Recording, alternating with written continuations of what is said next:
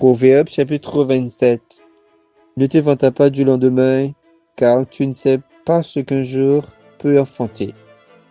Qu'un autre te loue et non ta bouche, un étranger et non tes lèvres.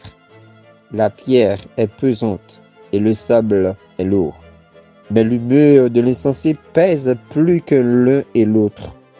La fureur est cruelle et la colère impétueuse. Mais qui résistera devant la jalousie? Mieux vaut qu'une réprimande ouverte qu'une amitié cachée. Les blessures d'un ami prouvent sa fidélité, mais les baisers d'un ennemi sont trompeurs. Celui qui a rassasié foule aux pieds le rayon de miel, mais celui qui a faim trouve doux tout ce qui est amer. Comme l'oiseau qui erre loin de son nid, ainsi est l'homme qui erre loin de son lieu.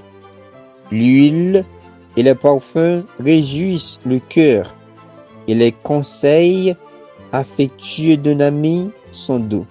N'abandonne pas ton ami et l'ami de ton père, et n'entre pas dans la maison de ton frère au jour de ta détresse. Mieux vaut un voisin proche qu'un frère éloigné. Mon fils, sois sage et réjouis mon cœur, et je pourrai répondre à celui qui m'outrage. L'homme prudent voit le mal et se cache. Les simples avancent et sont punis. Prends son vêtement, car il a conditionné au-dessus. Exige de celui des gages à cause des étrangers. Si l'on bénit son prochain à haute voix et de grand matin, cela est envisagé comme une malédiction. Une gouttière continue dans un jour de pluie, et une femme querelleuse est semblable. Celui qui la retient le vent, et sa main saisit de l'huile. Comme le fer aiguise le fer, ainsi un homme excite la colère d'un homme. Celui qui soigne un figuier en mangera le fruit, et celui qui garde son maître sera honoré. Comme dans l'eau, le visage répond au visage, ainsi le cœur de l'homme répond au cœur de l'homme. Le séjour des morts et l'abîme sont insatiables. De même, les yeux de l'homme sont insatiables.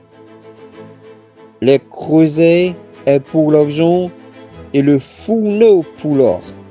Mais un homme est jugé d'après sa renommée quand tu pilerais l'insensé dans un mortier. Au milieu des grains avec le pilon, sa folie ne se séparerait pas de lui.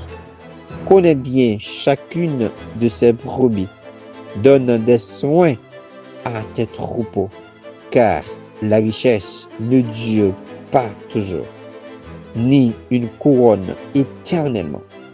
Le foin s'élève, la verdure paraît, et les brebis des montagnes sont recueillies.